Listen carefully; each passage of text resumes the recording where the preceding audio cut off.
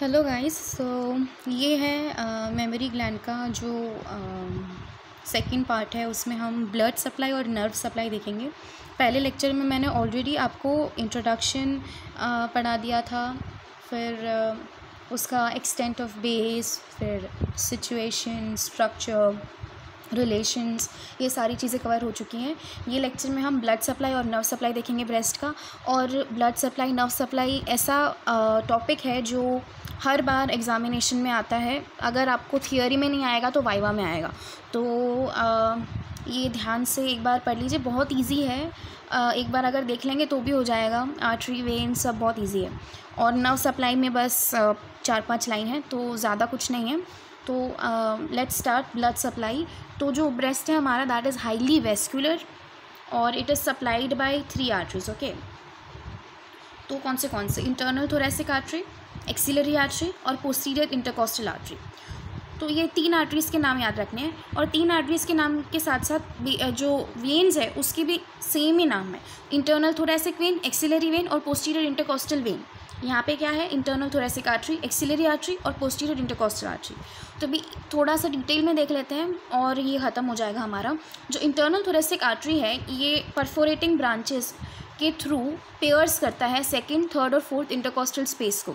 तो ये जो परफोरेटिंग ब्रांचेस है, मतलब परफोरेटिंग का मतलब ये होता है कि वो कुछ पेयर्स कर रहा है। तो क्या पेयर्स कर रहा है? सेकंड, थर्ड और फोर्थ इंटरकॉस्टल स्पेस। जो 2 कॉस्टा के बीच में स्पेस होती है, that is intercostal space. Okay, so internal thoracic artery क्या करती है? परफोरेटिंग ब्रांचेस के through it pairs second, third and fourth intercostal spaces. जो हमारी एक्सिलरी आर्टरी है, ये उसकी जो 3 ब्रांचेस हैं वो ब्रेस्ट को सप्लाई करती है। कौन सी 3 branches? Lateral thoracic artery, superior thoracic artery and acromiothoracic artery. ठीक है, तो इससे LAS लास्ट के फॉर्म में भी याद कर सकते हैं। तो this is a mnemonic for axillary arteries branches that supply the breast. Last, that is lateral thoracic artery, acromiothoracic artery and superior thoracic artery. Now posterior intercostal arteries जो उसकी लेटरल ब्रांचेस होती है वो ब्रेस्ट को supply करती है। तो यहाँ हमारा जो आर्टीरियल सप्लाई है वो तो ख़त्म हो जाता है। अभी ये दूसरे में आप डायग्राम देख लो कि क्या है इसमें। तो डायग्राम में अगर आप देखेंगे तो एक्सिलरी आर्टरी आपको दिख रही है डायग्राम में, बड़ी सी आर्टरी है।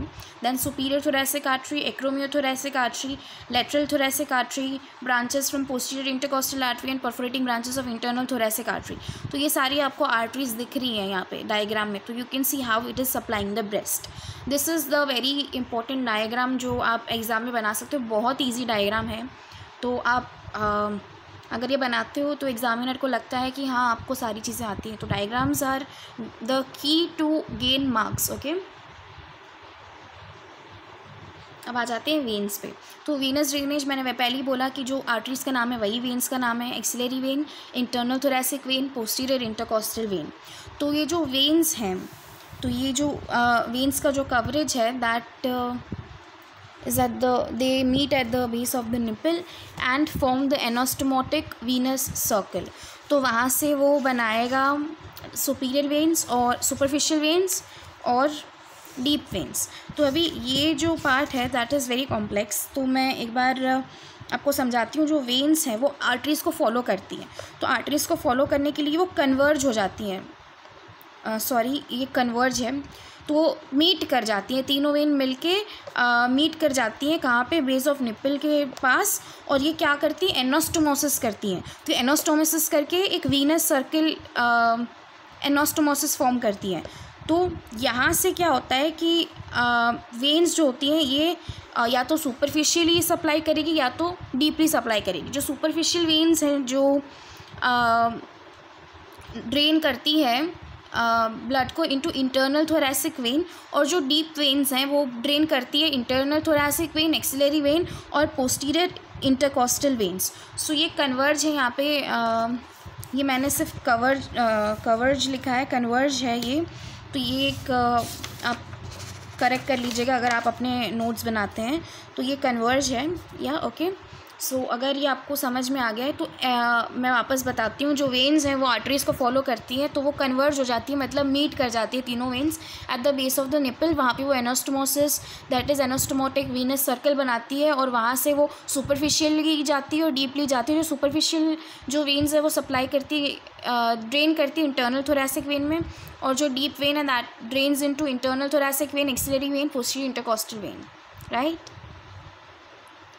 तो ये तो डायग्राम हमने देख लिया था। अभी क्लिनिकल आ जाते हैं। क्लिनिकल में एक तो होता है metastasis of breast cancer to brain. तो इसका जो रूट है, पहले जो कैंसर सेल्स हैं वो ब्रेस्ट में से जाते हैं पोस्टीरियर इंटरकॉस्टल वेन्स, फिर वर्टेब्रल वेनस प्लेक्सस, फिर जाती है इंट्राक्रेनियल ड्यूरल वीनस साइनस में, और फिर ब्रेन में जाती है।